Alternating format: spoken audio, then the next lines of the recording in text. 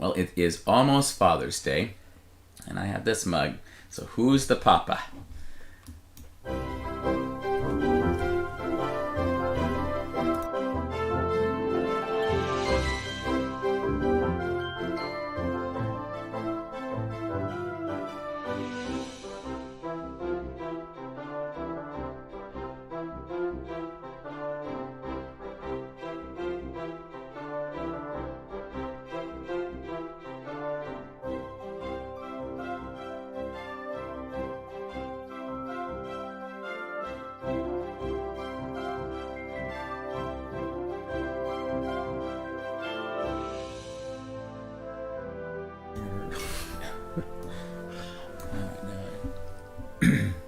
And Jack is streaming his. Here we go. All right. Well, we are here. I'm in Texas with Stacy's family. This is my father-in-law, Jim. And I'm actually using his mug this morning. It says, "I to Papa." Because you are Papa to all the grandchildren. I am. Children call me Papa. And so we have to go with Papa Jones, so all the other grandchildren, well, I guess some of the other grandchildren have a Papa Doc and a Papa. Right. So. The origin of the mug was from my daughter-in-law. She bought that for me because we were in the musical Fiddler on the Roof. Mm. And that's when I chose that name, Papa, for everything. Yeah. And, of course, Papa, he said that many times. I'm the Papa. Yes. And he would try to use that authority position. Yeah, and you were in the musical. Yes. Here in the stage show here in Bryan. So that's when you became Papa? Well, I was already Papa, but it became more of the slogan, I the Papa. Yeah. And I enjoyed that. But the reason I liked Fiddler on the Roof was because that Papa lost his children. Mm-hmm. Two of them. One became a Christian of all things. And, but it was because he did not hold his Judaism, his Jewish beliefs, with integrity. So he was always doing it because it was tradition. Yeah. And I thought, how many things in my life do I do that are just the tradition and not really my own beliefs? That's good, because it only takes one generation to hold on to it without understanding it, and then it's gone. It's gone. So you became the Papa through Fiddler on the Roof. My boys love watching some of the song routines. They haven't watched the whole story. I think it'd be too intense to some of it, but they enjoy the If I Were a Rich Man and a bunch of the other songs. They've learned we can watch individual songs, so they sometimes request to watch those. But it's almost Father's Day, and ironically this year for Father's Day, I am actually going to go preach a Father's Day sermon, and my boys will be here with the Papa. And I'll sub in. Yeah, I thought it would be good for them to be here, and it's good for Stacy to be here. So I get to reap the benefits of your fathering because I married Stacy. Now I know she is officially part of the first batch, right? When you have 8 children, you kind of have 2 shifts of parenting, the olders and the youngers. Right. And so she turned out well. Okay, so there's a few things that we're still ironing out, but she turned out well, and I've been very grateful. Well, if you'd married her when she was young, then you could have raised her like you wanted her, see. So yeah, I was slow coming around, Jim. It took me 12 years, I think.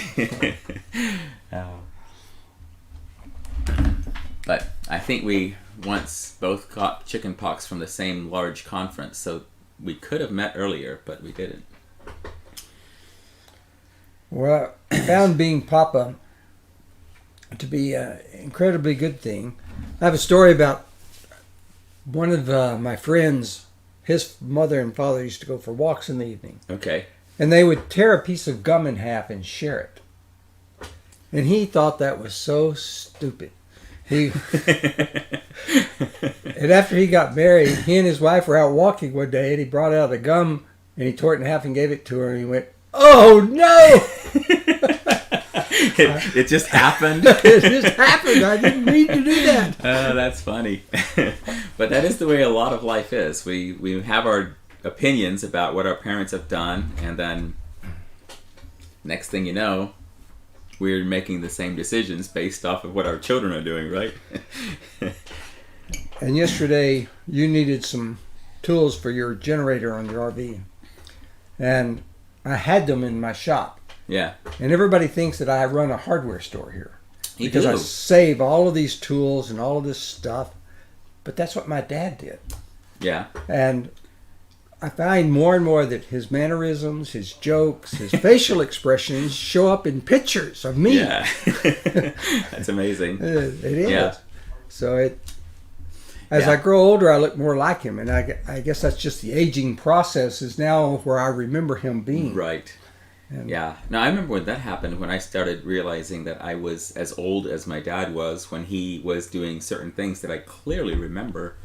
And suddenly looking at my boys and just remembering our interactions and now how I'm wanting to interact, I'm like, it makes... But at the time, I was like, why does he do that? So we're actually here, we're in your house, and Camp Grammy is happening this week. All the cousins are here, all 28 of them. Well, 29 if you count the one 29 that's room. on the way. That's, yes, Stacy's and I, we are bringing on number 29 on this side. And so they are doing so many things. What's interesting to me to even see in this is, we have all the Jones side here, and then each Jones married into another family. And when you see all the children together, there's certain things that are still, like, Jones. there's Jones, and then there's I think mannerisms and things that are clearly Jones, and then you see other mannerisms that you're like, okay, that's Graber, that's Cook, that's Cahill, that's not Jones. And so it's interesting to observe all that. But so growing up with your dad, your children grew up, like Stacy grew up just right, well, on the property here, except for a year or so in Arizona and a couple years before you built the house. But she was just here the whole time. And you moved around a lot with your dad, your family? Yeah, after I graduated from high school, Dad was pretty stable when he was working in the oil field. Okay. But then afterwards, he moved everywhere, and because he was a motel manager, Okay. and so he could go wherever. So your jobs teenage were. years and childhood years, you were mostly stable. Right. Went to the same school out in... West Texas. Yeah. Which I think right now, we just drove out through there, and the brown field may not be as brown as it was. Everything's green out there because of the rain this year. Well, that and irrigation helps a lot. Yeah. Yeah. So, but did you have any, like you just talked about the mannerisms you learned from your dad. Is there anything you learned from your dad? Because we're coming up on Father's Day. It's a good time to talk about fathers and what we're trying to do as fathers to raise our children. Did you have anything specific you learned, or a story from something you learned from your dad? My dad was a servant, and I feel like that's really my spiritual gift as well, is to be a servant. Okay. And so we have a lot of, because of that commonality of gifting, we have a lot of things that we do alike. My father used to chide me when I was in college for spending my summer as a summer missionary for free. He thought I ought to be working, and if I was going to go work for the church, then they ought to pay me. But my dad wasn't a Christian at that point. He was a godly man from the standpoint of he wasn't anti-Christian, but he just hadn't ever made profession. And later, he was saved, and he started discipling other people and witnessing, and I couldn't believe all the things Dad was doing. And then he joined with Texas Baptist Men, and he went out building churches, and he wasn't being paid for that. And I used to chide him about that. Dad, they ought to pay you for that. Oh, man. It's interesting you say your dad was a servant, and then that really impacted you. Like, my spiritual gift is not servant. Like, I am, of all the spiritual gifts, that's pretty far away from me. Like, I've taken multiple tests, and I just don't rate high as a servant. And my wife is acts of service, so that makes it interesting at times. I have to learn how to serve her. But because my dad served people so much, like I remember getting up 2 in the morning and driving into church on Saturday, like Sunday morning, with Dad to stoke the fire, so that by the time everyone got there, this was in northwestern Montana, by the time everyone got there at 9 o'clock in the morning, it would be a warm building. So we'd start the fire Saturday night, we'd stoke it in the middle of the night, and this was a huge stove. Like, we had to throw in a lot of wood. It was a huge furnace in there, and so I remember doing that, and we would help clean up. There's so many things he did that certain things I still value as being necessary to do, that someone has to do, and they're servant things, but I don't do them because I'm a servant. I do them because he was, and I did it with him, and so I value it, even though it wouldn't be my natural response. Well, and you probably value it, but it probably doesn't bring you joy. And in my case, I found that whenever I'm serving others, I get the joy from it, because that's what God put me on this earth to do, and I'm fulfilling my purpose. That's a good way to talk about it, because when we are fulfilling our purpose, there is joy in it. There is. There's a real sense of I'm doing what I'm supposed to do.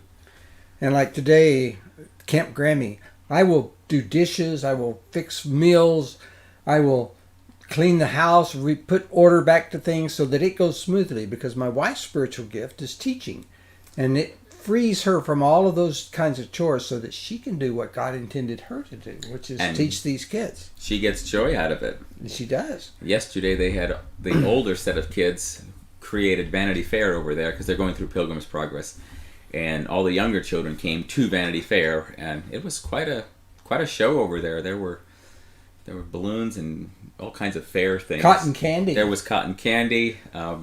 Corn dogs. My Eric came back trying to explain how he put his name, chose some numbers and put them in a hat, and then he won stuff with it, and it sounded like either a door gift or something. There was something happening. He won prizes, and he was very excited about that. So they're having fun, and through it all, they're learning about Pilgrim's Progress. They're learning Scripture, and every year Grammy has a different theme for this, and the children come down. And my boys, like, about a month and a half ago, Eric went and got a piece of paper, wrote the grids on it, and said, I'm going to cross out one day every day until Camp Grammy.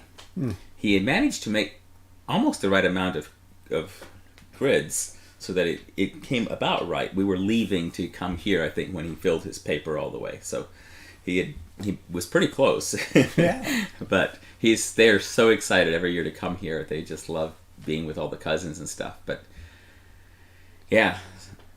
But that's what we're supposed to do, is pass that heritage on to the next generation. That we are supposed to teach faithful men so that they can teach others. Yeah. I was discipled by a man who had been discipled by somebody else, and he said, when I disciple someone else, the first guy will have been successful. Because Paul was successful, transferred to Timothy, who transferred to other men who could teach others. Mm-hmm. And to get 4 generations away from yourself to consider that you've been a successful disciple maker. That's true. Otherwise, there's a break somewhere in the line, because one of your disciples didn't train the next one to. And so it's just real important to pass that heritage along. And my wife loving the children and wanting them to learn all these things and teaching them. I mean, she doesn't just teach them, she over-teaches them everything. And has over-prepared this camp. Yeah. But the kids will love it. And of course, then what she does for their Christmas present is to create a memory book with pictures of the camp, all assembled into a book. And then she gives that to them so that they can have a good memory of their time at Camp Grammy each year. And they look at those throughout the year. They will often grab 2 or 3 books each to take in the car to go on a trip, and they will grab those Camp Grammy books.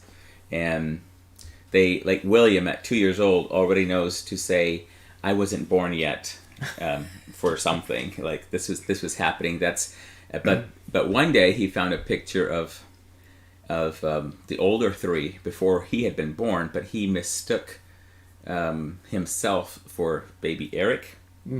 And so we're the 2-year-old Eric, and Hudson was the baby. Anyway, so he rearranged everybody in the picture and told Hudson, you weren't born yet. But It's true. So I think about what you just said though about the generational thing, and like making disciples. Like that also works with raising children, and we are fortunate that I think on like my family I can trace back 500 years. I know Stacy can trace back your wife's side back to the 1800s.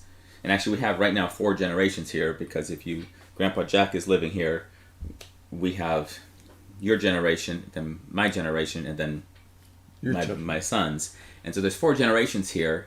And I think of in discipleship, there comes a time where someone opens the Bible and is reading it going, I wish someone had taught me this. But they didn't. No one taught me. And so you're not lost and without hope just because you didn't have a proper disciple maker. You can still learn. And sometimes you can go find someone to disciple you and mentor you. Sometimes you have to do it piecemeal. Be like, can you mentor me in this area? Can you mentor me in this area? But I know that my dad had to make decisions where he said the previous generations weren't passing this on. Like they were still, farming, having children, doing certain things, but they weren't passing on the godly part of the heritage as well as they should have. And so he had to make things up, like not totally out of thin air. He had the Bible, and then he had other people. But I know you started homeschooling here, and several other things you did that your previous generations hadn't done. So you were making decisions based off of something other than just what your parents had passed down. Do you have anything concerning that transition where you had to pick a stand that you like? Well, I mean, even when I was going to go to seminary, and like I said, my dad was not anti-Christian, but he was not interested in anything Christian. When I was in seminary, I would come and I would talk to Mom about the things we were studying and all the things I was learning, and Dad would just not be interested. He'd get up and go do something else while I was doing that. Yeah. And then to see the transition when he came back, and then he was interested in these things after he became a Christian. Yeah. And that's what's so remarkable is that my father-in-law, who's 94, is still not a Christian. Mm-hmm. But God has extended his life, giving him more and more opportunities as he lives among us, and he's seeing the impact that Christ has in our life and on our grandchildren. And that was true for my dad. So we didn't get a Christian heritage particularly. Right. But the neat thing is that even if we had a horrible father, God is still our Father and can still be that Father and give us what we need from a father standpoint. And you had to make decisions specifically saying, I will raise my children knowing that God is a good God. And I don't know if you have any off the top of your head things you had to wrestle through. I know that was 30 and 40 years ago you're making some of those decisions. But well, one of the things, I made certain vows. One of them was not to drink alcohol. And I made that vow when I was 21. I had been drinking before that, but then I made the vow because that was standing in the way of me going and serving as a summer missionary. They wanted me to make a decision about that. Right. So I made it not only a decision for that summer, but I made it for life. And that has been true all along now that we have avoided that. And was alcoholism in your family before? Not my grandfather's. Well, okay. My mom's dad was an alcoholic, but my brother now is an alcoholic. He did not make that vow. Same time frame, yeah. And he's suffering the consequences of that mightily right now. So the decisions we make, the fences we put in place for our own families, not legalistically, because certainly Jesus preached against legally doing anything. Right. But allowing God to be righteous and to making those provisions in our own life where we know there are weak areas. And yeah, it's a concept that I'm actually preaching about on a Sunday a little bit, is when the children of Israel went to Babylon and they came back, the first thing they did was rebuild the temple. It's the place of worship. And so that's the picture in our lives is we are saved, we're born again, and so we have a place of worship. We are worshiping God. But even after they had built the temple, the walls were still down, and the enemy could still come in. In fact, some of the opposition ended up living in the temple for a season, and Nehemiah had to kick out Tobias at one point. And when they come back, the thing that was a heavy heart for Nehemiah was that his people were being destroyed because the walls were still broken down. There were no gates. They had no protection. So even though they had the temple, they didn't have protection.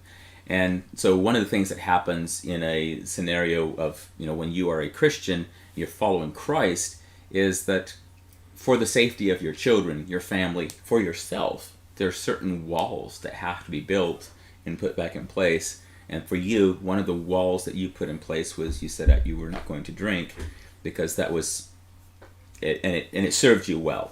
And there were other things you did that were like that, where you made decisions then that impacted, are still impacting your children now. And one of those was homeschooling. Yeah. Schooling our children at home, keeping them away from the secular worldviews. And Ann is now trying to really incorporate Christian worldview into our grandchildren, to see things as God sees them, instead of how our culture is trying to teach us things. Yeah. And they're trying to teach us things that are ungodly. And she won't let that interject itself into our family.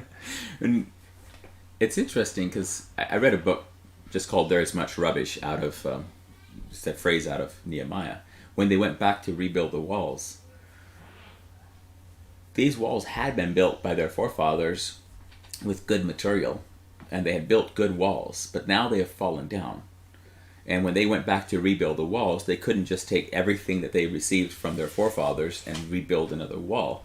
And Steve Stutzman, in writing the book, I want to talk more about the book in another episode sometime, but he very specifically makes the correlation that every generation receives the city, and we still have to build our own walls. So sometimes the walls that we've been handed from our parents have less rubbish, and sometimes they have more.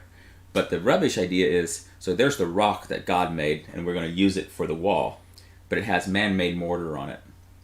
And as a builder, we have to decide which do I keep and which do I throw away. If we throw away everything, we won't have any building supplies to build our wall.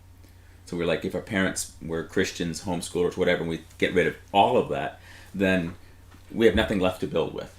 But if we come in and like, well, the rock here is good. I need to love God. I need to love my children, raise them up in godliness. The exact way I'm doing this is the mortar, and we get rid of the mortar, and then we create our own mortar of how we are serving God. Then our children probably have to chip our mortar off of their rocks and rebuild again. But it was just a good picture of how that generational faithfulness, if I'm handed down a city and it has a lot of the walls in place and has a lot of good things, I might have to rebuild a few sections. I might end up being like, this wall has so much man-made mortar in it, I just don't want it. You take it apart, rebuild it for what it needs to be. But it was an interesting perspective of how they had to clean out the rubbish before they could finish building. And each of us has to do that. Like, I received so many good things from my parents, but then I still had to sit down with Stacy, who's taking everything she's gotten from you guys. I'm taking everything I got from my family, and we're having to decide, how do we build? What do we do with the children? And then some of the things we do, after a while, we're watching our children going, I don't really like the fruit of that. So let's not do that anymore. Let's change that. And so we've been trying to grow and change and address things as they happen, but I'm trying to protect my sons while preparing them for battle. And so I don't want to not tell them there's a battle. I don't want to pretend there's no enemy, but at the same time, I don't want to let the enemy in on them right now. And so we've been having to figure out that balance, and it's a battle everyone has to do. And I really appreciate it. In our wedding, we sang Because He Lives, because when Stacy it was about the time you were finding out that you were expecting Stacy, but that song, either you heard it or it came out, I forget, maybe it was written in the 70s. But it encouraged us to continue to have children because we were fearful that our children would face uncertain days. Yeah. And that line in there that I know that I can face uncertain days because Christ lives. And that spurred us on. Yeah, we can. It doesn't matter how corrupt the society is, our children can still survive it and thrive. And that was in the 80s that you were dealing with that, and now we're in the 2020s, and Well, parents... we had hippies back then. We didn't have gender issues or any of the stuff that's going on now, but we had hippies and free love and all kinds of of that. uncertainty was still there, and we still have uncertainty now. And so I love that song for that very reason. Rebuilding the walls, when we were in Jerusalem, you can go underneath where they're excavating around the temple. Mm-hmm.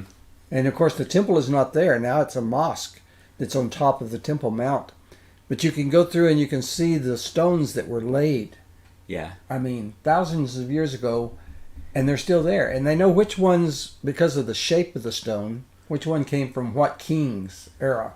Okay, that's awesome. And yet they still are there. Those foundational stones are still there, and everything is built on them. And even though there's an ungodly site at the top now, Yeah. and how God has allowed the temple to be destroyed and taken away and just came back.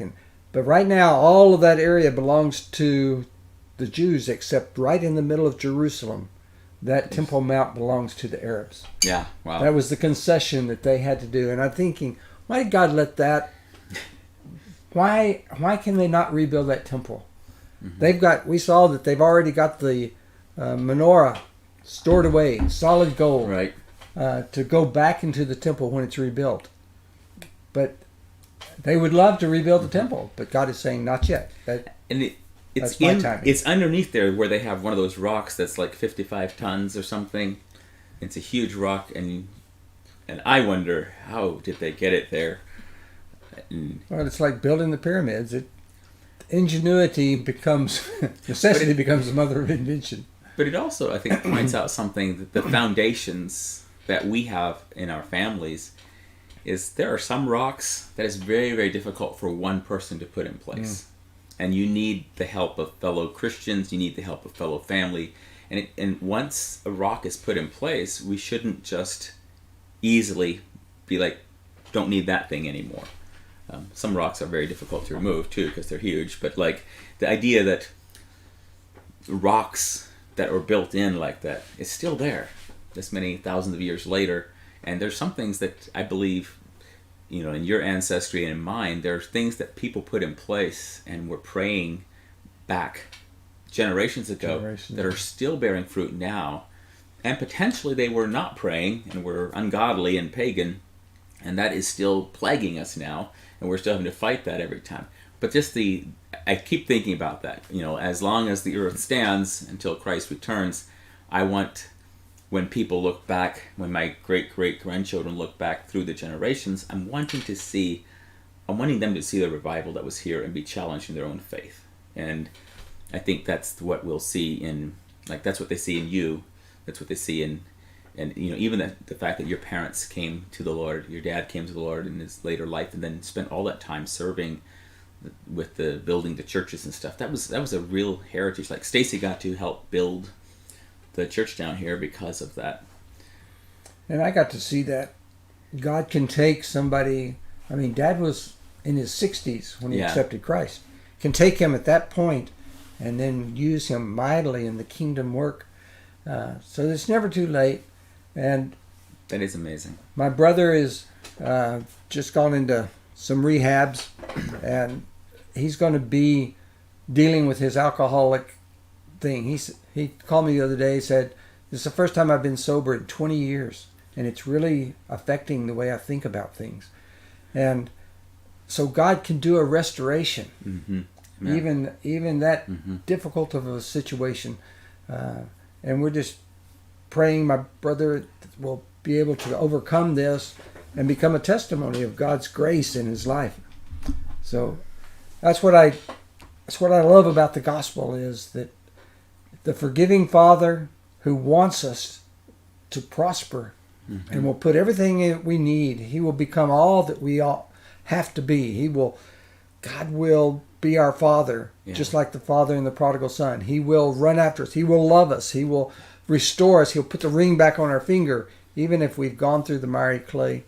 And I know that I've been blessed because most of my children did not go through rebellion. They didn't go through the trials that way. But they've had other trials, dealing with debt or dealing with pride or dealing with bitterness and all those other issues that Satan will throw at you if you're being strong in the faith.